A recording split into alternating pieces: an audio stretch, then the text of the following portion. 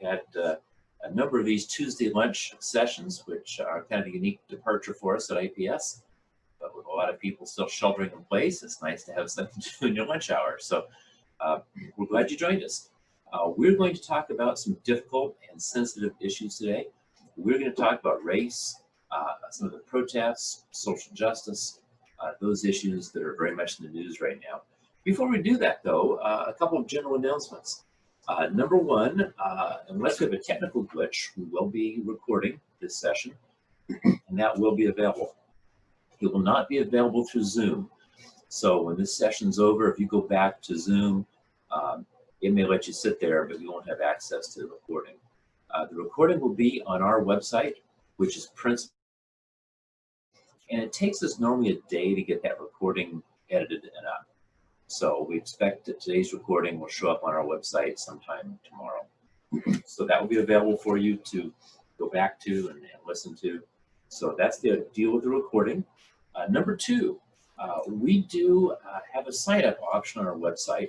People who watch this session and go to our website and sign up, we will send them a welcome packet with some materials, a published booklet by the Foundation for Economic Education called iPencil, some of our publications, and that's just kind of a thank you gift for signing up to be on our mailing list. I assure you, we don't sell our mailing list, we don't give it away, and we try not to spam people with too much communication, but you'll get occasional emails from us and occasional publications. So I encourage you, if you've not signed up for a mailing list, to do that, and we have some free stuff that we will send you if you do that. Also, this fall, we'll be teaching another installment of our 10-week Biblical Principles of Government course. Now, this is a class that I've been teaching for around 30 years. The name is maybe a little misleading. It is Biblical Principles of Government, but it's a little broader than that. It's more also of a general worldview course. It is a 20-hour class taught over 10 weeks, 2 hours per evening. And over the years, that class has been taught live all over Northern California. This fall, we'll be offering a virtual version of that class. So you'll be able to join us. It'll be the same content. I'll actually be standing in front of a room instead of sitting down. And that will be on Tuesday nights, starting on September 15th. So you can register for that. That registration just went up on our website about a half hour ago. So you can go to the website, you can register for that class. There's a couple of options. It gives you everything you need to know on the website. Or if you have questions, you can sure call our office about that. Today, we will take a break about the halfway point, just maybe a 3-minute break. It gives me a chance to stretch my legs, get a drink, and the same for all of you. So we'll take that little break. Depending on how quickly I go through the material, we may or may not do questions and answers at the end, but we'll see how that goes. If we think we're going to make that, we'll open up for text questions during the break, and you can send text questions in, and we'll try to tackle a few of those. Well, let's get to the meat of today's topic. Unless you're a hermit hiding from all media, you have to have seen all the news, all the coverage having to do with some of the police problems in America, and the protests of the police problems, and then a whole variety of politically correct actions happening as a result of that. We're going to talk about the difference between justice and what is just popular today. It's interesting. They're tearing down statues all around the country. Interestingly, it's not just the statues of Confederate leaders that are being torn down. It seems to be any historical figure is fair game. We have pressure right now to rename military bases whose names might reflect someone who was involved in the South or even a Northerner that people didn't care for today. We have ships that they're trying to rename. We have cities who are contemplating changing their name. Even states who are contemplating that. And it just seems strange to me, and maybe to some of you, that there's all of a sudden this concern about these historical events. And we'll talk about that a little bit today. At the same time, we have social media companies who are censoring more and more of the posts that people put up, and not just racist posts or radical posts, but reasonable, although debatable views are being shut down. And now we have large businesses withholding advertising from social media platforms because they're maybe not being as aggressive as businesses think they should. We even have a New York Times essayist who's in charge of a major New York Times project who recently made a statement. He called the white race barbaric devils, bloodsuckers, and no different than Hitler. This is a New York Times essayist in charge of the 1619 project, who's on record making these statements. We have people taking over, protesters taking over sections of cities where law enforcement won't even bother to go in. It is a strange and tumultuous time. But before we can deal with all of that, folks, we really need to look at the root cause of these issues. You know, ideas have consequences. The events happening today are the result of certain ideas. So let's go back to some of the basic ideas, and then later on, we're going to talk the political implications of how this plays out in politics.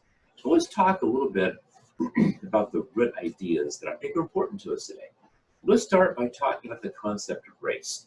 I've got a PowerPoint slide here with a definition of race I think will be important to us. And I've chosen my source for this definition as Webster's 1828 dictionary. It's one of my favorite dictionaries. This really was the first uniquely and exclusively American dictionary. It was composed by founding father Noah Webster and published in 1828. It is now reprinted and available, and it's a sizable work. I mean, this one would think would be a whole lifetime accomplishment for someone, and yet Webster did a lot of work beyond this. The cool thing about Webster's 1828 dictionary, it does give some perspective of what Americans were thinking about the language in the early 1800s. But Webster says this about race, among a number of definitions. He says, it's the lineage of a family, or a continued series of descendants from a parent who is called stock.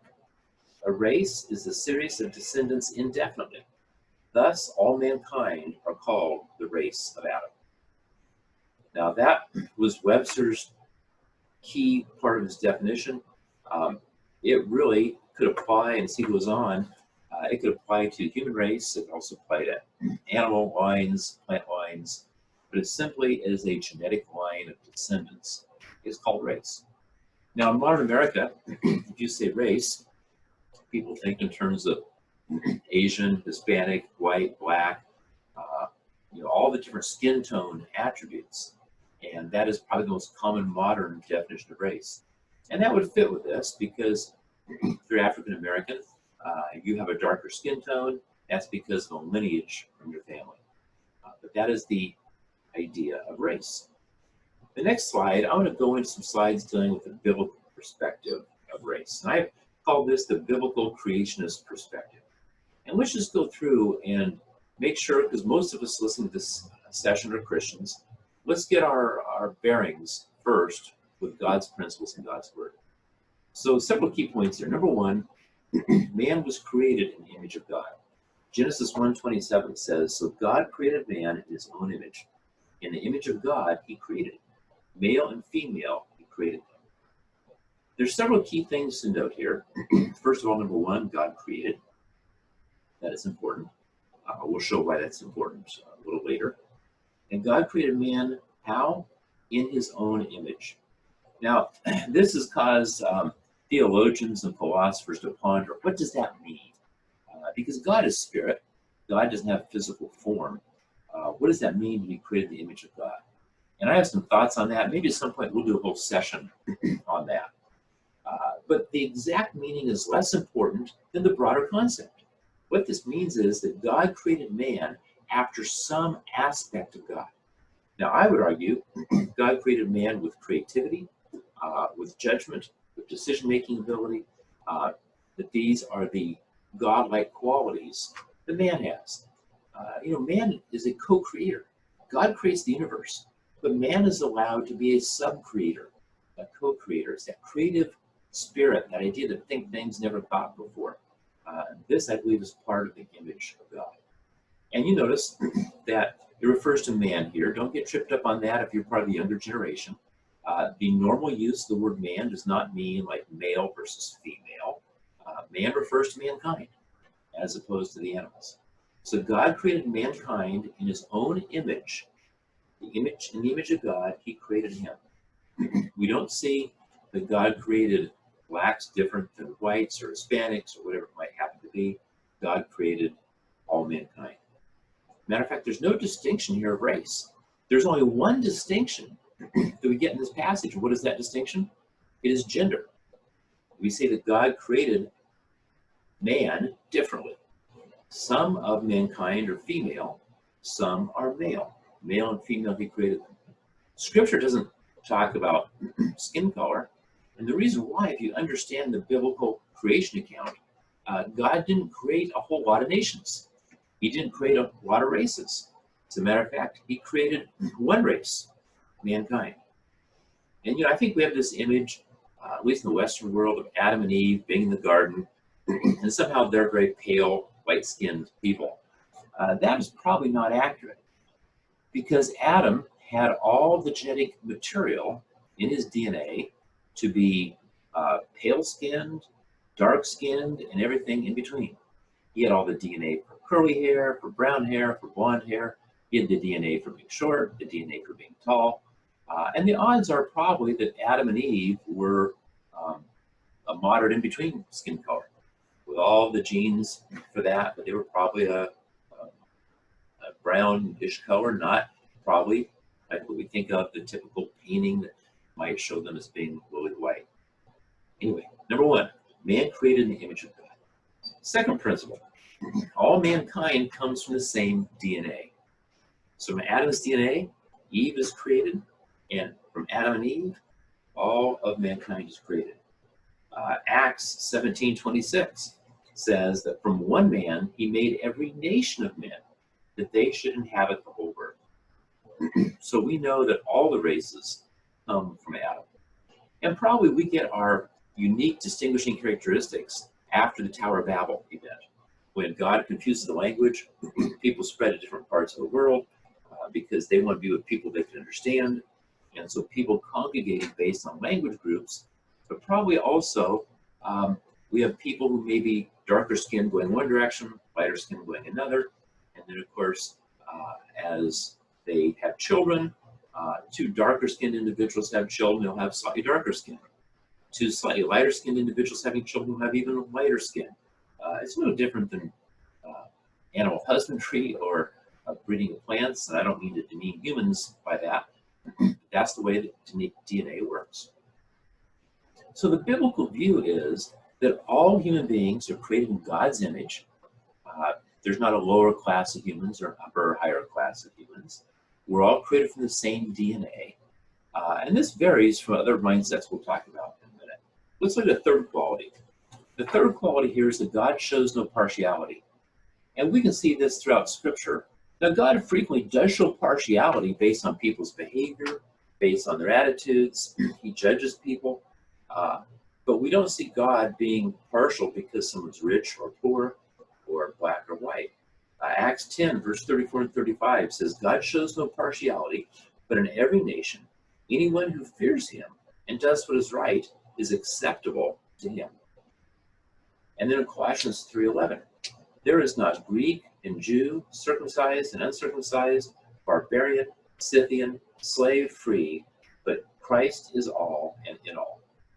You see, these human distinctions we make, by the barbarians here, that's referring to my ancestors. Okay, it's the Norsemen, the people in Northern Europe that were considered the barbarians. And what we're saying here is, in God's view, it doesn't matter what your human classification is. Christ is concerned with all, and God is not a respecter of persons. Number 4, we are to seek the mind of God. So how should we deal with race? Well, we should seek to see it as God sees it. We should try to have his perspective. Now, we are flawed human beings, so very difficult for us to have God's complete perspective, but that's the goal that we ought to have. Romans 15:5 says, may the God who gives endurance and encouragement give you the same attitude of mind toward each other that Christ Jesus had. Romans tells us that we should seek to have the same attitude of mind towards each other that Jesus has. So what should our view be between races? The same as Christ. All from the same DNA, not being a respecter of persons. Now, we are so focused on skin color as a differentiation between people. Folks, I'm here to tell you that technically, we could have the same distinctions between short and tall. We could have a group of people that says, wow, tall people are superior, short people are inferior. And, tall people have rights, short people don't. We could take any human physical characteristic and make that a way of separating people. And of course, those would all be just as wrong as separating based on race. Okay, that is the biblical creationist perspective. And those are three key words, biblical creationist. But let's look now at an evolutionary perspective, because the evolutionary perspective is a little different. The evolutionary view does not necessarily hold what holds there's no creator. So if we evolved, human beings are not created in the image of God because there is no God. So there's not that intrinsic value in a human being in a evolutionary worldview. Only the creationist worldview puts that value of having a quality of God in human beings. So the evolutionary view says that no, there's no God, we just evolved, and may not even be the same DNA. Now, when you think of evolution, one name that comes frequently to mind is Charles Darwin. Charles Darwin wrote a treatise or a book called The Origin of Species. But most people don't know the full title of the book. In the modern world, we're a soundbite society, we use short phrases. But truthfully, classically, most writers had very long titles for their book. The full, complete title of Darwin's book, this is his groundbreaking work on evolution. The title is as follows: On the Origin of Species by Means of Natural Selection or the Preservation of Favored Races in the Struggle for Life. Now there's a lot to unpack there. But on the origin of species by means of natural selection is an evolutionary process that has some survive and some don't survive, on the preservation of favored races. And it was Darwin's view that some races were more highly evolved than others, and that actually some races were less likely to survive. They were less highly evolved. Now, Darwinism is taught in most of our schools. These kinds of things are not well known. They're kind of swept under the rug. But even the title of his work indicates what I think I would call a racist perspective. Now, on the next slide, there's an evolutionist named Stephen Jay Gould. He is, I think, now deceased. But listen to what he says, being from the evolutionary camp. He says, biological arguments for racism may have been common before 1859, but they increased by orders of magnitude following the acceptance of evolutionary theory. By the way, why the date 1859? That was the publication of Darwin's work. So he's saying is, yes, there are biological arguments for racism before then, but once Darwin published his book on evolution, that's when we get an increase in orders of magnitude of people who think there's a biological DNA difference in the races, acceptance of evolutionary theory. Okay, we'll jump away from the slides here for a minute. So that gives you a little comparison of the biblical view to the evolutionary view. And it's funny because a lot of times people, especially non-Christians, will somehow point to Christians as being racist. I think some of this comes because in the early 20th century, we have a number of racist groups who claim to be Christian, not the least of which was the KKK. But any reasonable study of these groups and groups like them will tell you that they were not Christian groups. They didn't hold to Christian doctrine. They argued against Christian doctrine. And there's some fascinating studies that indicate that their main effort was not necessarily racism, but it was to try to discredit Christianity by linking Christianity and race. In the 1960s, the FBI sent a undercover agent into the Ku Klux Klan. And this gentleman named Delmar Dennis was actually a pastor, was not a racist, but worked with the FBI to go in, become a Klan member, work his way up into the Ku Klux Klan. He turned over evidence the Klan was involved in a lot of crime. He turned over a lot of evidence to the FBI. When he came out of that life, provided testimony that was key for putting a lot of people behind bars. But it's interesting, Delmar Dennis learned a number of things at that time. And one of the things that he learned was that the Klan would talk about being anti-communist and pro-Christian, when in all reality, they were being financed by the Communist Party USA. Why would the Communist Party finance a group that says they hate communism? The Communist Party did it to make themselves look better. Because if the racist Ku Klux Klan hates communists, then maybe communists are okay people.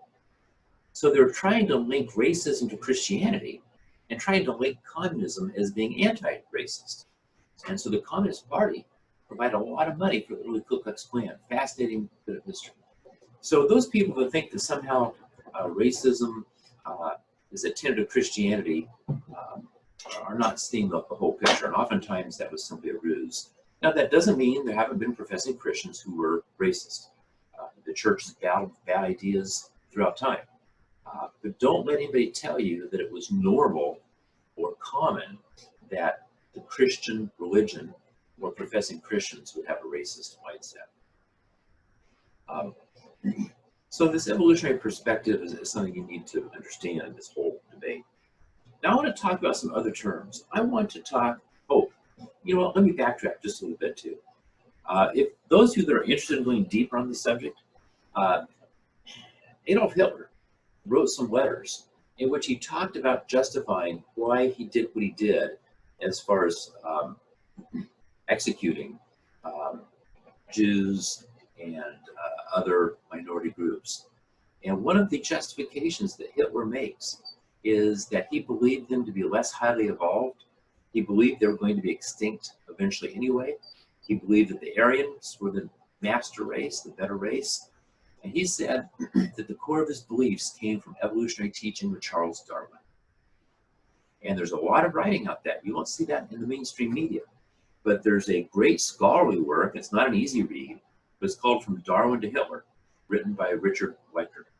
And this professor goes through with a lot of research and talks about the link between Nazi Germany ideas, Holocaust, and the teachings of Charles Darwin. Because evolution does not require you to be a racist. You can be an evolutionist and not be a racist.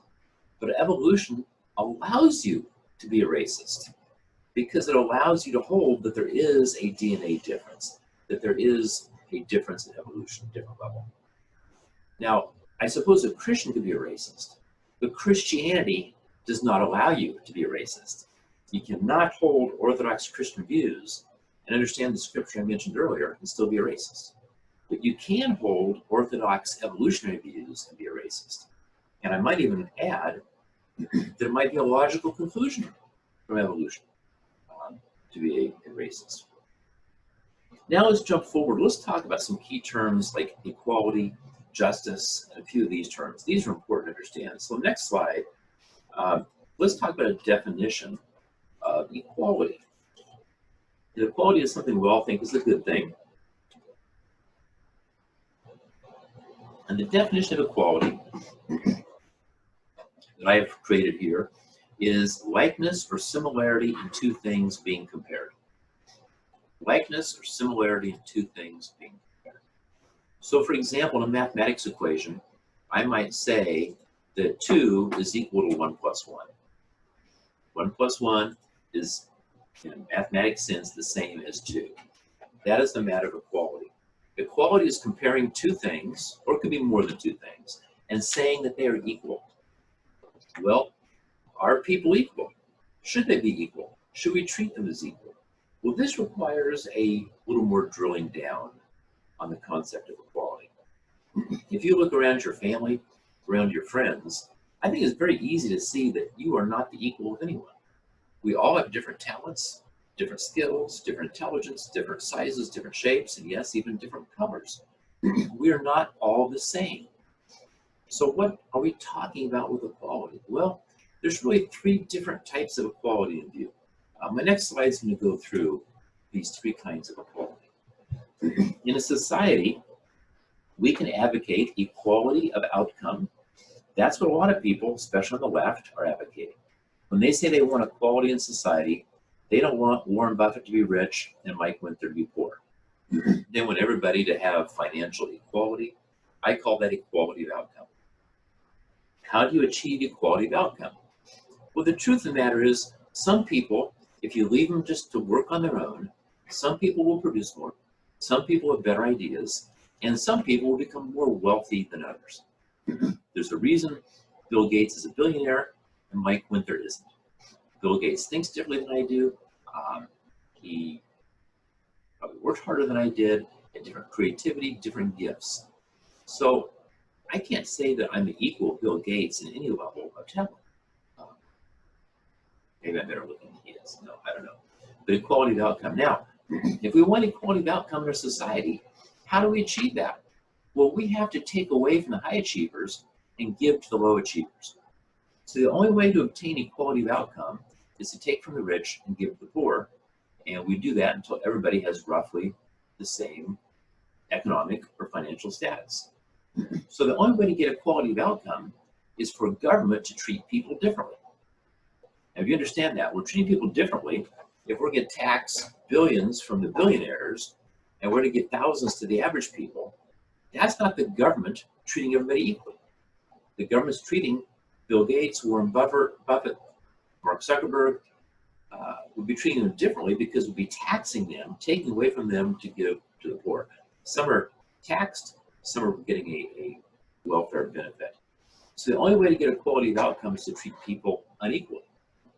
The second kind of equality, which a lot of people think they would prefer, is equality of opportunity. Not outcome, but opportunity. Well, this is better, but here's the problem. The sons and daughters of a billionaire are probably always going to have more opportunity than the sons and daughters of a common person.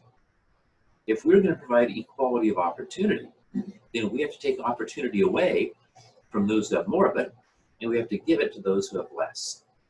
So again, the only way to have equality of opportunity is for government to treat people unequally. So we have to take opportunity away from those with more and give opportunity to those with less. Again, unequal treatment. The third form of equality, which is the form I would advocate, is equality under the law. We recognize that people are not equal, but they have equal value to God, they have equal rights, and the government or the law should treat them equally. Now, if we have equality under the law, we are not going to have equality of outcome. If we have equality under the law, we're not going to have equality of opportunity. The third definition I have here is contradictory to the first two, and you cannot achieve all three of these. If you want to achieve 1 and 2, you cannot achieve number 3. If you want to achieve number 3, you cannot achieve 1 and 2. And so we have to define our terms to people. When we talk about equality, what do we want? And some people in the streets, they want equality of outcome. They want equality of incomes. Well, that means that the government has to treat them unequally. And I would advocate that for a whole lot of reasons that we don't have time to get into today, that we're far better off with equality under the law, where the law is colorblind, the law treats everyone the same without partiality, and then actually in the end, that does produce a little bit of the other forms of equality. Not all of it, I'm not sure we want that. We want incentives, where some people might make more money than others. Okay, that's the idea of equality. The next term on the next slide is justice. And this is simple. I've defined justice as a lot of dictionaries and scholars define it, as giving to each his due. Give him what he's due. So if someone robs a bank, they are due punishment and maybe restitution to the people they stole from. So justice might be imprisoning the bank robber, making them pay back the money. Giving to each is due. The key phrase here is each. Justice, this mindset, is not collective, it's individual. Giving to each person their due. Do we want a just society? All the people in the street would say they do. I think all of us want a just society. But what is justice? if I reverse the slide and go back to those forms of equality, which one of those forms of equality is justice? Let me back up that previous slide. Is equality of outcome just? Is equality of opportunity just? Some people say it lives. That's a whole different worldview. I would say 1 and 2 on this list are not justice. Justice is number 3, equality. Okay, back to the justice slide. And now let's go to an equity slide. Let's talk about the word equity. This is a different word than equality. People confuse equity and equality. There's a song that we sing in church where one of the lyrics is that God judges all men with equity. Well, what is equity? Well, Webster's 1828 dictionary defines equity as the impartial distribution of justice.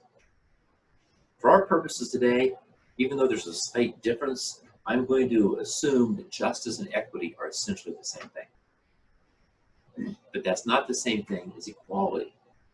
So equity is treating everybody and distributing justice properly, okay, impartially. Now, the next slide, I've compared equality to equity. And these are two different things. Now, get the difference here, folks. Equity reflects justice. It has an ethical and moral framework. Okay? True justice is ethical. True justice is good morality. So equity assumes an absolute ethical basis. If we say we want justice, we have to assume there's an absolute standard for what justice is. But equality is a relative measure. So equity is an absolute measure. Equality is relative. It is a simple mathematic comparison or a simple value comparison. If I say two things are equal, I'm comparing them. It's relative to something. Where justice, if I say something is just, I'm not comparing two things. I'm not saying this bank robber was just because this other bank robber stole more. That would be a relative term. Justice reflects an absolute value of absolute truth. And so that's what we mean when we talk about equity. Equity is an absolute value, and equality is a relative value. Okay, enough of the slides for a minute. So let's talk a little bit about the term social justice. I did not put a definition up here. I did that on purpose. I think anytime you put an adjective in front of the word justice, you're running into difficulty. If justice is an absolute, representing right and wrong, to qualify justice is dangerous. If I were to say justice for the elderly, that would somehow imply that what's just for the elderly is different than what's just for young people. Or if I said justice for poor people, that would imply that there's two different kinds of justice. The justice for rich people is different than justice for poor people. The truth of the matter is, when you put an adjective in front of the word justice, you're changing it from an absolute value to a relative value. Mm-hmm. So if I talk about race justice, or black justice, or white justice, are we to assume that justice means something different for whites than it does for African Americans? No, justice is justice either way. So social justice, well, the idea is somehow in society we want justice. And I would argue justice is justice. So be careful when we begin to put modifiers in front of the word justice. I don't want people out there advocating for social justice or white justice or youth justice or elderly justice. What I really want is a society where people want just plain justice. I like that. Let me make a bumper sticker. Just plain justice. Because true justice is what's right. It's what's honorable. It's giving everyone their due. So I'd like to see us get away from this social justice type of a mindset. And by the way, a lot of people promoting these adjective-laden justices, when it comes to that equality scale, they're not looking at the third definition of equality. They're looking at definition 1 or 2. So they're looking at equality as preferring number 1, maybe equality of outcome. And they believe the equality of outcome is what's just. Never mind that one person works a 20-hour week and one person works a 40-hour week? Is it just that one makes more than the other? Yeah, probably is. So we need to go back to the drawing board and say, okay, what really is justice? There's not enough time today to totally define that. I want that perspective. Okay, now another important concept, and this one is really, if there's a core central concept that I want people to grasp, is this idea of collectivism. So we have a slide here defining the term collectivism. Now, I'm not a great lover of Encyclopedia Britannica, but I could have found a lot of definitions that are similar to this, but this one words it well. Collectivism, here's how it's defined. Any of several types of social organization in which the individual is seen as being subordinate to a social collectivity, such as a state, a nation, a race, or a social class. Collectivism may be contrasted with individualism, in which the rights and interests of the individual are emphasized. Let's dissect the word collectivism. The root word is the word collective. All human activity can be broken down into two categories of activity. There's individual activity. If I mow my lawn and I do it by myself, that's individual activity. Then there's collective activity. If my friends come over and they all use their lawnmowers and we mow my lawn together, that's a collective. So collective refers to a collection or a group. So think of individual as being one and think of a collective as being a group. So collectivism is really groupism, okay? It's the ism or the philosophy of the group. Individualism is the philosophy of the individual. Now, the truth of the matter is we all do things in life that are individual, and we all do things in life that are collective. You know, a family saves money to go on vacation, it may be a collective effort. A Rotary Club or a service club gets together to raise money. It's a collective effort, it's a group effort. So first of all, at the outset, let me make sure you understand that I'm not saying that there's anything inherently good or bad with individual or collective activity. But once you put the ism after it and you create a philosophy, there's a very significant difference. Let's go back to Encyclopedia Britannica. Let's reread that. Collectivism, any of several types of social organization in which the individual is seen as being subordinate, you could insert inferior, to a social collectivity, such as a state, a nation, a race, or a social class. In other words, what is more important, Mike Winther, or the fact that Mike Winther is part of a social class? Collectivism would say that my social class matters more than my individuality. So it's a whole different mindset. In the next slide, the Encyclopedia Britannica also gives a little bit of analysis of some philosophical background. It says in the early 19th century, the German philosopher G.W.F. Hegel, some of you might have read Hegel in college, argued that the individual realizes his true being and freedom only in unqualified submission to the laws and institution of the nation state, which to Hegel was the highest embodiment of social morality. Now, again, a lot to unpack there. But Hegel is saying the individual realizes his worth not as an individual. The individual gets their worth by being part of a large group, and that the individual should be in submission to the group. That the group has power over the individual, not the other way around. It is a group regulating the individual, not the individual regulating the group mindset. So it says that Hegel argued the individual realizes true being and freedom only in unqualified submission to the laws and institutions of the nation state. You see, this is really a mindset of top-down control. This is a mindset of government control. That is the whole idea of collectivism, because a government represents the collective, right? It represents the whole of the population. Now, let me pop up another definition here. And again, I just picked some very light sources here. Forgive me for Google Dictionary. But the point is well made. It says this: collectivism is the practice or principle of giving a group priority over each individual in it. The theory and practice of the ownership of land, and the means of production by the people or the state. Now, if you've been around IPS teaching, we talk about Karl Marx and Marxism and socialism, this last thing should be familiar to you. The theory and practice of ownership of land and means of production by the people or the state. That is the economic definition of socialism.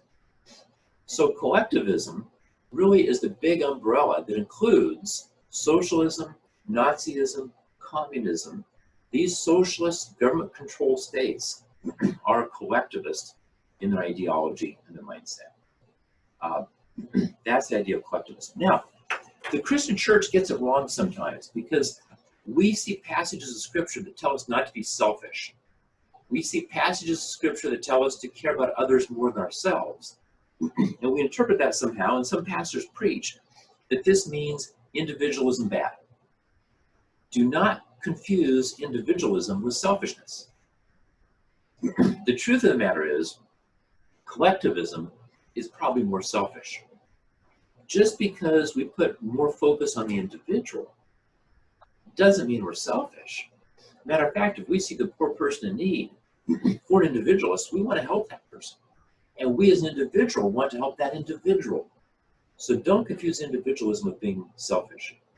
Matter of fact, it's not unbiblical to have an individualist mindset. I would argue it's probably more unbiblical to have a collectivist mindset. Think of how God deals with his people. You know, God judges man and nations, so he judges individuals and groups. But what is the primary way that God deals with his creation? The primary way is on an individual basis. Your salvation, or lack of it, is not a group activity. You are not saved because you hung out with ABC Church. Your salvation is not a group dynamic. You're not saved because of your skin color. You're not saved because of where you live. You're not saved because of your income. The salvation decision is an individual decision in relationship to God. God looks at the individual. And we as man should put the individuals having more priority over the group. Okay? So key thing here is I don't want to confuse individualism with selfishness. We can pull that slide out now, I guess.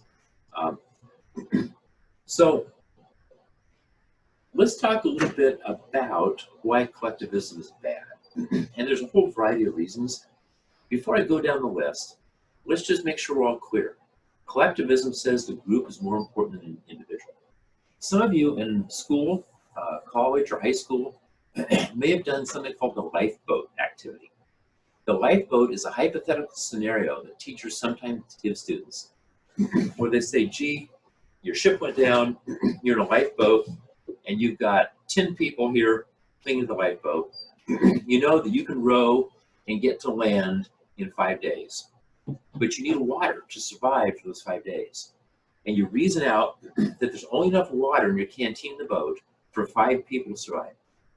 So if we have all 10 people on the boat and we rowed ashore, we all die of dehydration before we get to land. But if we throw 5 people overboard, now we have enough water and we can save 5 people. The collectivists use this as a tool to get students to start to say, yeah, it's okay to sacrifice the individual for the greater good. You heard that expression? The greater good? And there's danger here. First of all, the whole lifeboat scenario is an artificial scenario because it assumes that a rescue ship doesn't come. So what happens if we as a group, we vote 5 people off of the boat? And by the way, these TV shows you see where they vote people off of the island, a lot of those ideas came from this example that's been used by educators for 80 years in America. When I was in school, they put us in little groups, and they gave us a sheet of paper, and they told us who each of the 10 people were.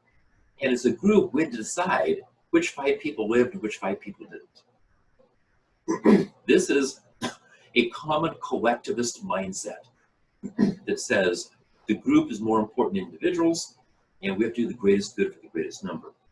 So let's say we do that. Let's say we decide that the 80-year-old guy, he's going to die anyway. We throw him overboard to the sharks. And we decide who we're going to keep. We save these 5 people. Now we're rowing to land. We know we'll get there in 5 days. We have enough water. We're all going to live. And how about in 12 hours, a rescue ship comes? And we could have saved all 10 people, but instead, no, we murdered 5 people.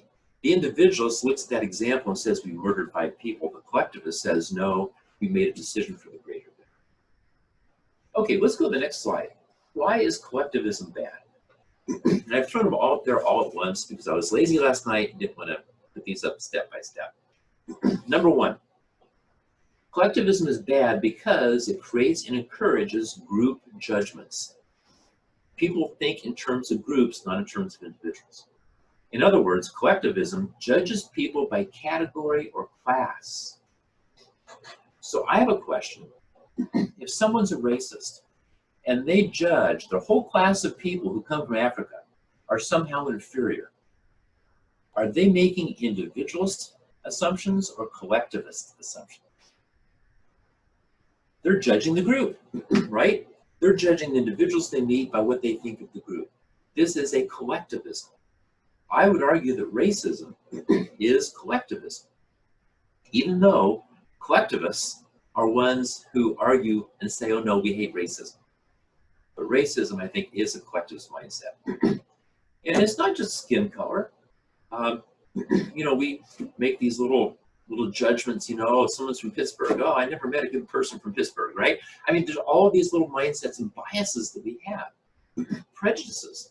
Prejudices are based on looking at a group and applying what you think is a group trait to individual. Number 2, collectivism is anti-justice, is contrary to justice, because collectivism does not look at the individual and does not look at justice in the case of an individual. Collectivism sees justice as a group. So this ever happened to you in school or maybe growing up? There's some crime committed in the household and your parents couldn't get any of the kids to confess to who broke the lamp. So what happens? The parent says, okay, no one will confess, I'm going to punish all of you. Or the teacher in school that says, okay, who wrote on the chalkboard or wrote nasty things in the chalkboard during recess? No one confesses. The teacher says, okay, I'm going to punish everybody. That is collectivism. So we punish everybody, the innocent and the guilty. So it's contrary to justice. Number 3, it destroys the concept of individual responsibility. In the 60s and 70s, I was noticing a lot of articles dealing with crime. And they were talking about the fact that criminals were not responsible for their crime because most criminals came from broken families. They came from impoverished neighborhoods. And they said the reason the criminal committed the crime was their environment. Well, there may be truth to that contributes to it. But that was a whole mindset saying that people are not responsible for their actions. Folks, we have to hold people responsible for their actions, both on the good and the bad side of things. But collectivism dulls that individual responsibility. And by the way, if I'm not individually responsible, it gives me a pass or a justification to act irresponsibly. Okay, number 4, collectivism contradicts the biblical view of property. Because as we saw in the previous definition, collectivism says you submit to the state and we redistribute. We take from the haves and give to the have-nots. It's not a view of private property. Collectivism says we own this property in total, in whole. Society owns it, not the individual. And therefore society can decide what to do with it.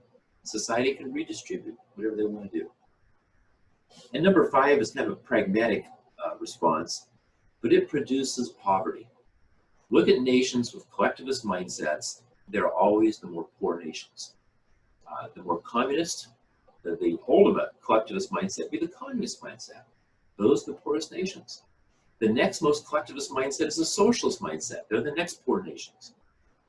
But the individualist mindset is a mindset where you've got free market capitalism, you've got competition, you've got productivity, and you have a higher standard of living for everybody, rich and poor. Okay, what I want to do right now is it's like a 2 or 3 minute break. I'm a little bit past the halfway point, but we'll take a 2 or 3 minute break, stretch your legs. Stephen will open up, I think, for people to type text and put in questions. We've got a lot of important material to cover here at the end, so I may not get to many of the questions, but maybe we'll try to answer those in a future time. But let's take a 3-minute break. We all back? Hopefully that little break is helpful for everybody.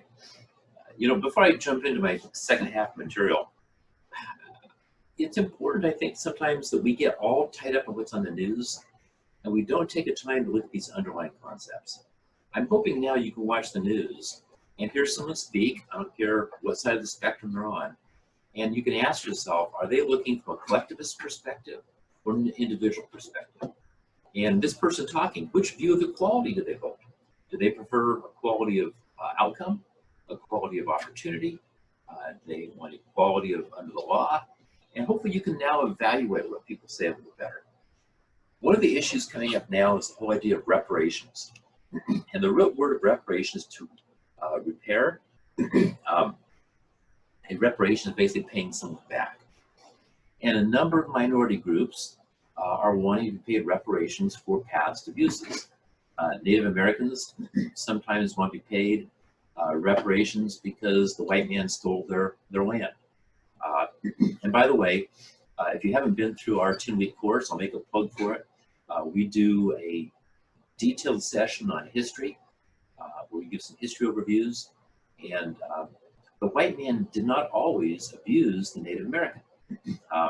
There were times in America's history where the white man treated the Native American very, very fairly. There were, however, other times where the white man was very abusive. So don't paint with a broad brush.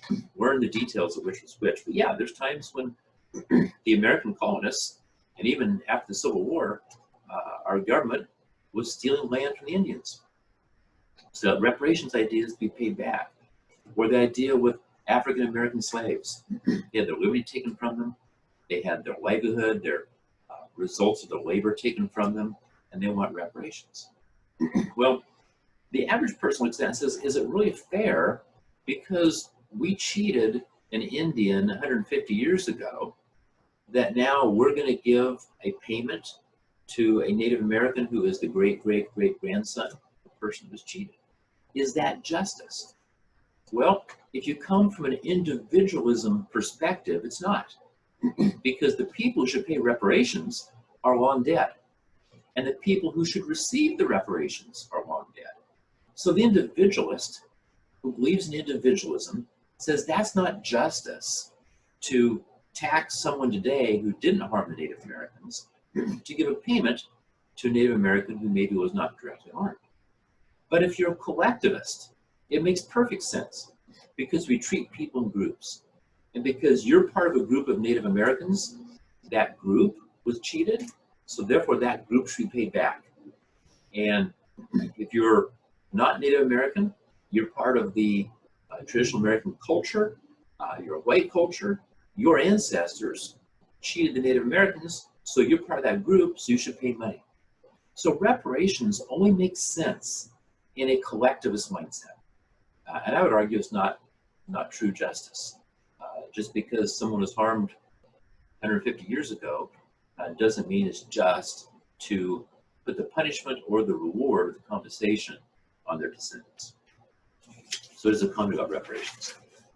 Let's talk about political strategies using race. I think there's a number of forces at play here. Let's just start, first of all, with the spiritual realm and spiritual forces. What is Satan's objective?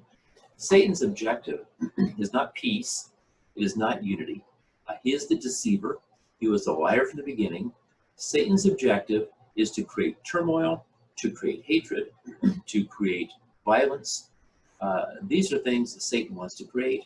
And unfortunately, the sin nature of man makes Satan's job much easier. So the first, I guess, strategy in place here is a spiritual one, where Satan will use anything to create division, and race is one of those tools to create hatred. And Satan's not just satisfied with one race hating the other, he wants the other race to hate them back. But there is a human element here as well. So the second thing I would say, as far as the implications of race in the modern world, is that there is a political strategy called divide and conquer. Divide and conquer simply means that we weaken our enemy by dividing our enemy. So a divided America is less likely to stand against foreign enemies. Now, that foreign enemy might be a military force. That foreign enemy might be terrorists. That foreign enemy might just be people with a foreign ideology. That foreign enemy might be people who want to bring communism or socialism to America. But whatever that enemy is, whether it's an ideological enemy or a military enemy, any enemy would want the subject that they're trying to conquer to be divided. And race is a great way to make us not think as Americans, not think as Christians, but to think in terms of subsets. So it is a divide and conquer mentality. The third thing with race, and it's used along with other tools, for something I call persuasion without an argument. Now, follow me here. And when I use the word argument, I'm using the argument here like a logician or like a debate coach. I guess I could say persuasion without a reason or persuasion without a justification. The whole world is about persuasion. The billboards you saw on the way to work, they're trying to persuade you to buy a product or persuade you to something. The newspaper articles you read are trying to persuade you. These social media posts you're trying to read are trying to persuade you. Your friends are probably trying to persuade you. Our whole world is about trying to persuade people to different mindsets and ideologies. What do we think of as the normal tools of persuasion? We think of logic, we think of evidence, we think of reason. We think of these as being persuasive tools, and they are, but they are not the best persuasive tools. Or let me rephrase that. They're not the most effective persuasive tool. The most effective persuasive tool is group identity. You've heard of identity politics, perhaps.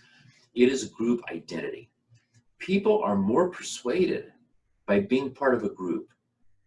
So let's say I'm a member of a group of bearded people. And let's say we live in a society where we make a distinction between the bearded people and the non-bearded people. And over time, the leaders of the bearded people group convince me that there are people that hate beards. Some of these people don't like you. Matter of fact, you probably didn't get a job at some point because you had a beard.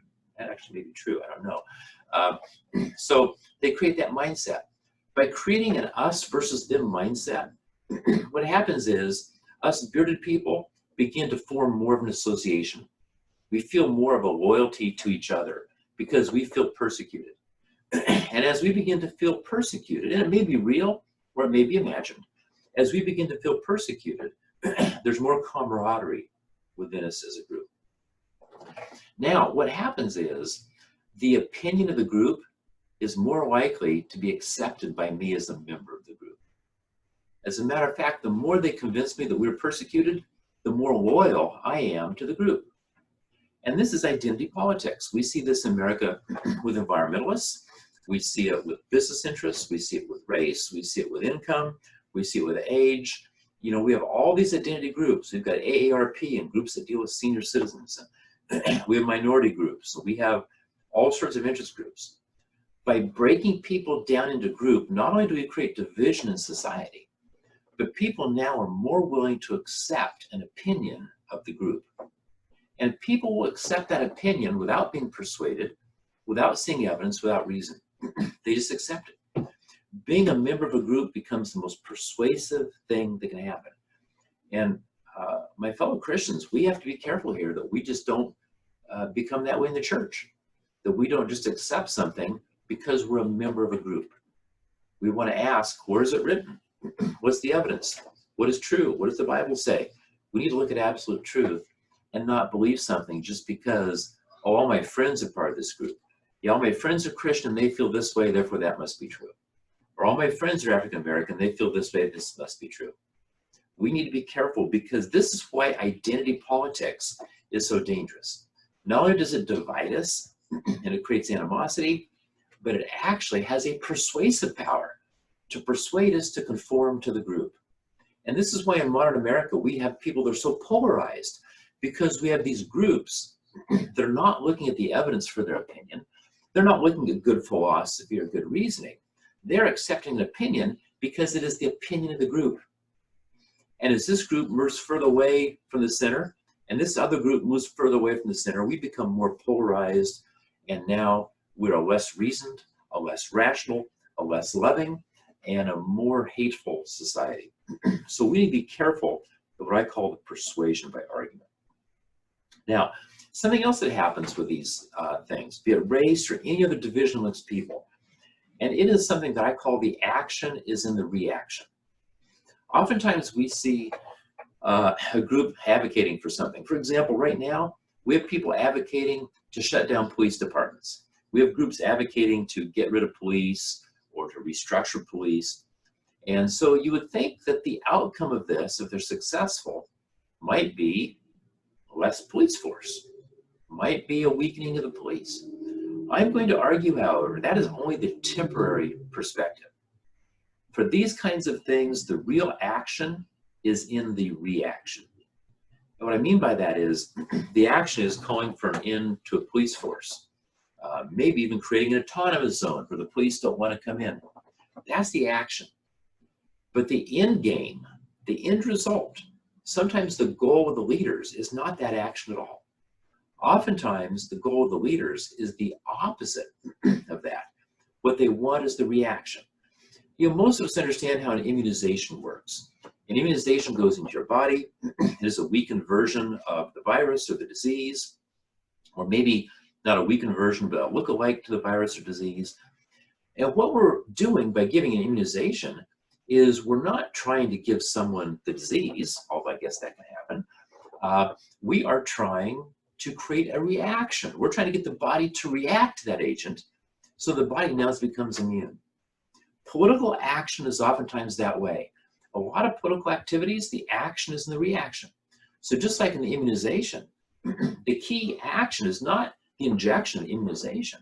The key action that we want is the body's response. And in politics, it is oftentimes the response that people want. So what's going to happen? I don't have a crystal ball, but my guess would be all these calls for weakening the police, revamping police departments, maybe getting rid of police departments. My guess is the reaction will not be less police. It might be a stronger police presence.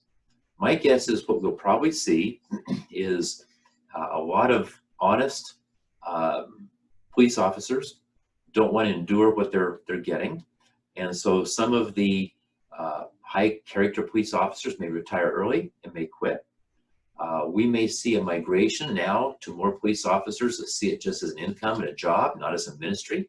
And so we may see a lessening of the quality of our police force, the exact opposite of what the protesters say they want. We also probably will see less local control. If there's local procedures that are not good, the end result of this is the states step in and the states regulate local law enforcement agencies, or maybe even the federal government regulates. And so we lose local control. That's another end game that could be an issue. We may see more federal funding, less city and county funding of our police. And with funding comes control.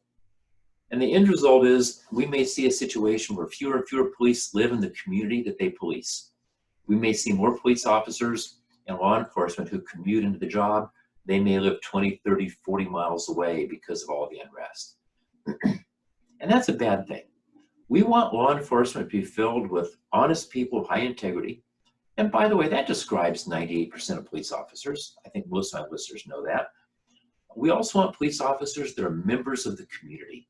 We want police officers whose children play Little League Baseball with our kids. We want police officers that are a peer. You know, we talk about in a courtroom having a jury of your peers.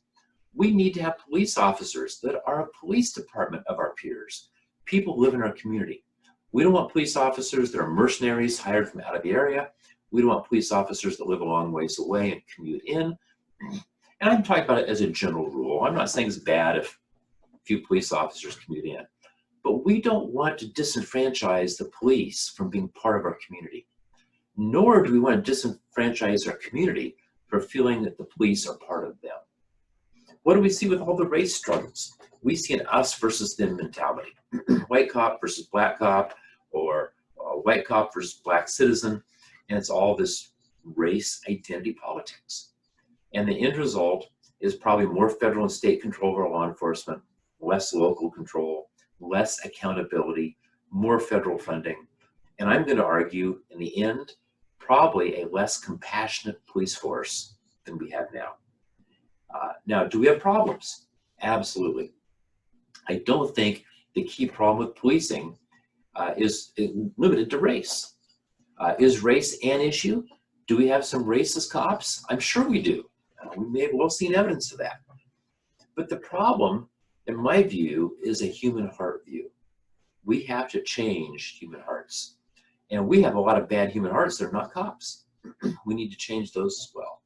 Do we want to filter out the hardened, mean, vicious, or racist cops from our force? Sure, we want to do that. But the issue really is probably not so much race as it is police brutality. An African-American associate of mine sent me some documents. It was a whole list of police brutality. And the documents he sent me were police brutality of a black cop against a white suspect. Now, he sent that to me because he is African-American. And his point was not to highlight police as being anti-white or anything like that. His point was that police brutality is a problem. And yes, sometimes it's white cop on black suspect, but sometimes it's the other way around. And I appreciate the fact, being African-American, that he's saying, hey folks, it's not all about race. It's an issue of training and mindsets and attitudes for law enforcement. So we need to make sure that we look about the fact that the action is sometimes in the reaction. So the political outcome here, just to review, number one is Satan always wants division. He wants hatred. He wants diversity to not be just diverse. He wants diversity to bring about ill feelings. And then humanly, number two, there's a divide and conquer mindset. You conquer society by dividing it. And right now in America, we are divided 16 different ways. And this is a dangerous thing. Number three, the current events provide persuasion without an argument or persuasion without reason because of identity politics. We put the collective or the group or the identity first. And if people feel like the rest of the world doesn't like them, but my group loves me, I'm going to conform to the political, religious, social beliefs of my group because that's where I'm safe. And creating this us versus them mentality makes people feel unsafe, and so they retreat to where they're safe, and they're highly influenced. And that's why the leaders of any group have a huge, undue, let me say it, too much influence over the philosophy, the political beliefs of their groups. Okay, let's talk about history. We're pulling down monuments right and left. And I think a lot of why we are where we are is because we have had a bad view of history. You know, I think history is something that is a teacher to us, or properly studied and learned as a teacher. And we have a lot of people who hate history and a lot of people who want to change history. You see, what we believe about the present is really determined by what we believe about the past. So let's say that we are of a mindset, we want to separate America from its Judeo-Christian roots. We want to separate America from the beliefs of the Constitution. We want to separate modern America from the beliefs of the Declaration of Independence. We want to create a new set of philosophies and mindsets in America. The best way to do that is to make Americans believe that our founders were bad. And if our founders were bad, then maybe their ideas were bad, so we'll reject the founders and we'll reject all their ideas. So those who want to grow government, those who want to shift from an individualism philosophy to a collectivism philosophy, those who want to shift from free markets to socialism, they need to make our political ancestors in our country who believed in individualism, who believed mostly in free markets, who largely were Christians, they have to make them look bad. Now, don't get me wrong, we have a lot of people in the history of our country who were not good people. And we had a lot of people who tried and didn't get everything right. So I'm not trying to paint America's history as perfect. I'm not trying to paint our founding fathers as perfect. But what we see is an attempt to discredit the ideals of America by discrediting those founders. So if they owned slaves, or if they just didn't even speak out enough against slavery, they were discredited. And if they were wrong in that area, then maybe they were wrong about God-given rights. If they're wrong in that area, maybe they're wrong about due process. If they're wrong about that, maybe they're wrong about their faith. And so the idea right now is to tear down America by destroying any positive perception of our history. So let's not whitewash history. Let's not have the mindset that our country has a perfect past. It doesn't. But let's see history as it is. And let's see history and recognize the benefits of the good philosophies that were built into our system. And let's acknowledge the shortcomings of the bad philosophies that raise their head in our system. But what we're seeing right now is not a reasoned separation of the good and the bad in the past. What we're seeing right now is an effort to tear down the past, to say that anything that happened in the past in America or even the Western world was bad, it was homophobic, it was racist, whatever it might happen to be, and therefore we should, they would argue, reject all of the ideas that came in the past.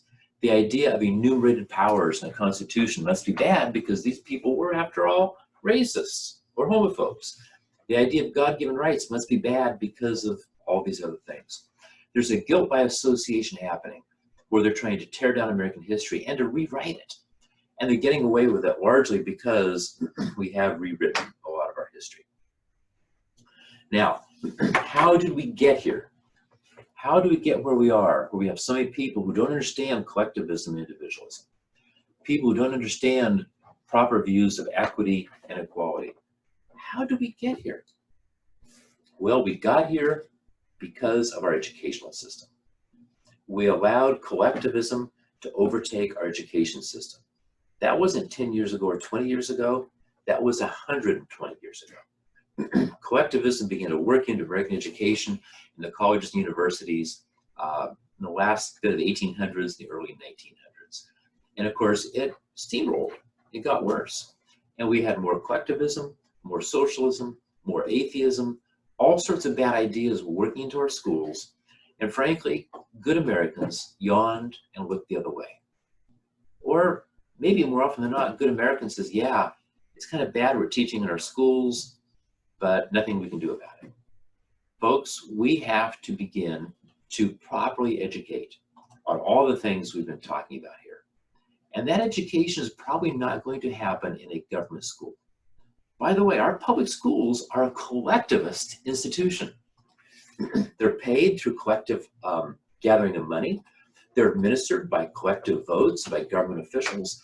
Anything that's government-centered is collectivism, as opposed to an era in America, long gone now, where the majority of Americans were educated in individualist institutions, either at home, by their parents, by a tutor, by a private school, by a church, all decentralized institutions. As we've allowed government to take over education, we have these ideas taking hold.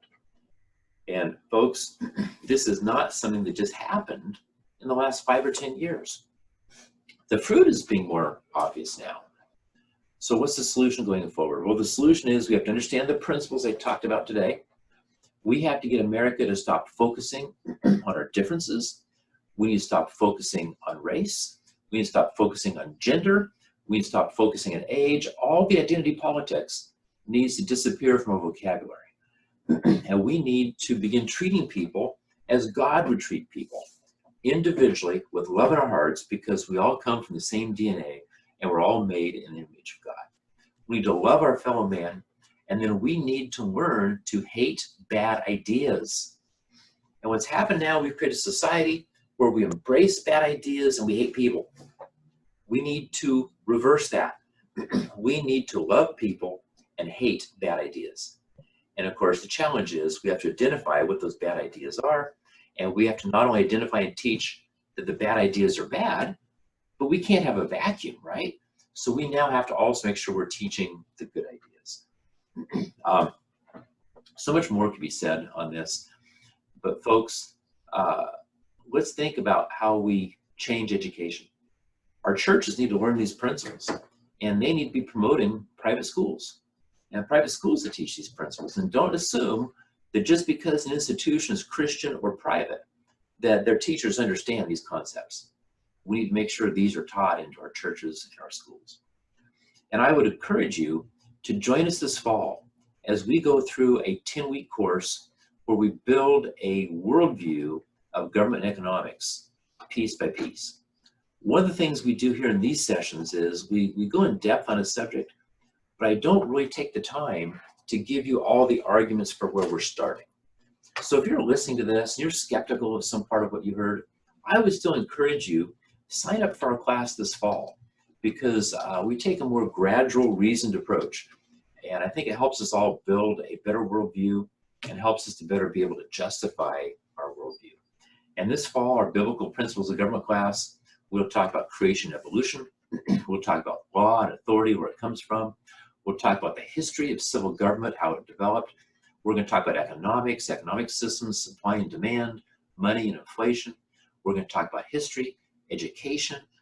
We're going to talk about all these issues and how they relate to how we order and organize our society. So that's kind of the overview of where we want to go today. I sit here and look at my notes and I say, wow, this was a pretty incomplete treatment of the subject, but I hope it was helpful. In the 8 or so minutes that will remain, I'll see if Stephen got any questions from anybody. We do have some, so we'll tackle a couple of questions. Okay.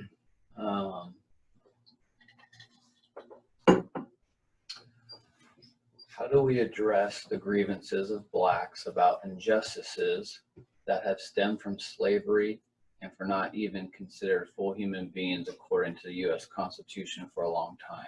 Did Christians condone this and did not stand up for truth? Question mark. Okay, so the question is a long one. Let me do my best. How do we react to the grievances of blacks and African Americans for the wrongs of the past? How do we react as Christians to that? Multi-part answer. Number one, we acknowledge that slavery was wrong. These wrongs happened. And you don't sweep them under the rug. We teach that history. We teach why it's wrong. And we acknowledge it. There's also part to that question which mentions the fact that the Constitution, I think, endorsed slavery. And that's not quite accurate. When the Constitution was being written, slavery was a debate in the colonies. And there were those who didn't want slavery and those who did. And the colonies were trying to figure out how important unity of the colonies was. And they did not want to break off into 2 or 3 nations. And they were worried that the issue of slavery might cause that. And in hindsight, maybe they should. Maybe the non-slave states should have said, okay, we're forming our own country. Slave states, you form your own country. But that decision was made. And so compromises were made. But one of the things, the only reference you see to slavery in the Constitution is that it says that Congress cannot ban the slave trade until a particular year. And I used to have that year memorized. I think it was 1807, but don't hold me to that. So the Constitution says Congress can't ban the slave trade until that time. And people say, well, here's the Constitution supporting slavery. No, actually, it was the Constitution building a mechanism to begin taking slavery apart. And a lot of people want to take slavery apart right away. They compromise and say, okay, we're building the Constitution to say Congress can't begin taking slavery apart until that particular year. So you can look at that as a glass half empty or half full, but really that was there as a mechanism to compromise for a short time, but then to work on eradicating slavery. What I would say with regard to the slave issue is we want to recognize the flaws of the past, but we want to pursue justice. And I don't think we get justice by taxing white people today to give reparations to black people today, neither of whom were involved in the slavery dispute. So we need to think of justice as being individual. We need individual justice and kindness for people of all races. Now, I would say that if you look at the mainstream media, you tend to hear only one perspective from African Americans. But if you were looking carefully, you get a perspective of Thomas Sowell, Walter Williams, and a whole host of other black leaders that you don't hear in the mainstream media, who put a different spin on what's best for the black community today. And Walter Williams, for one, who's an economist, he maintains a lot of economics policies that are sold with the idea of helping African Americans have actually hurt them over the years. And so we need to learn to be able to have this debate and give black leaders who hold a different view than the more radical ones an equal platform to address these issues. It's a great question, and my answer is inadequate, But I think the key thing is we don't fix an injustice from 150 years ago by having an offsetting opposite injustice today. Okay, maybe time for one more question. I don't know what to say when people use scripture to unintentionally shame us who think differently on a matter. So I guess they're just seeking advice. I can go something else too. So questions, I don't know what to think of people use scripture to shame us on a particular matter. Well, I hope building that question isn't the assumption that I have done that today. Here's the real question is, are we interpreting scripture correctly? Scripture is supposed to cut to the core. I mean, it's supposed to separate bone from marrow. Scripture is designed to take our selfishness apart. Scripture is designed in many ways to make us uncomfortable. So I'm not worried about Scripture making us uncomfortable. What I am worried about, are we properly reading it, properly interpreting it, and properly applying it? And if you're dealing with someone who's maybe not properly applying it, then we should have a dialogue about that. Have a conversation about what the proper interpretation of Scripture is. And let me add something here. Instead of taking one more question, there's going to be questions we're not going to get to. We might try to take those questions and publish answers to them separately. I have to mention this. I'm a debate coach. I coach high school debaters. One of the things we try to do with debaters is to teach them how to have a reasoned discussion without losing your cool. It is way too common for people to lose their cool when having a debate. And we've become a reactionary society on both sides. So we're not both sides, all sides of the issue, where we get emotionally involved and we assume if someone disagrees with us, it's a personal attack. We take it personally, and then we respond with a personal attack.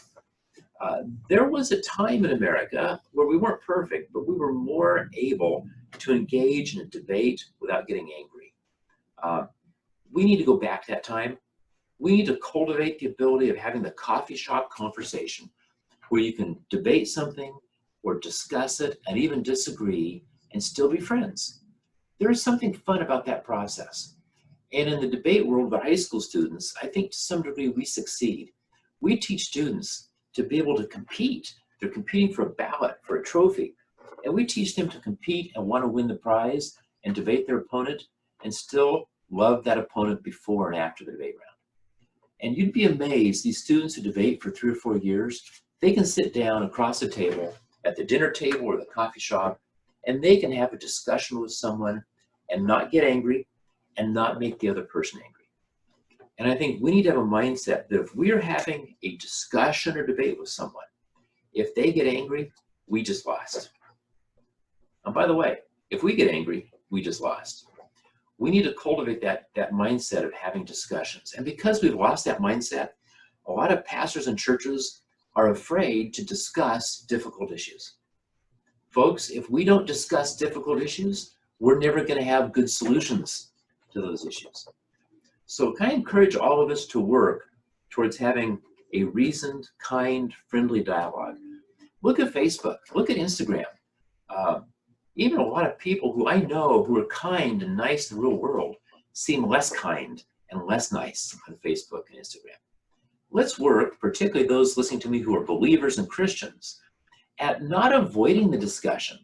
Let's work at learning how to have the discussion and do it in a winsome and likable way. And that means your heart has to be right to begin with.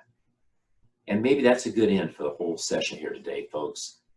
All of this is a hard issue. I dealt with a lot of head issues, the intellectual questions about individualism and collectivism, but frankly, we can't solve the head issues if we don't first solve the heart issue.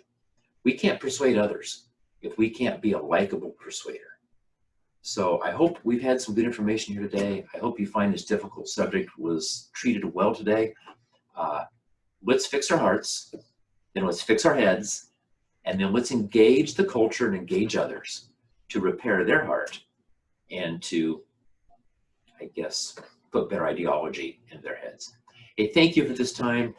By the way, we don't have another one of these scheduled yet, but I think we will do another lunchtime session sometime later in July.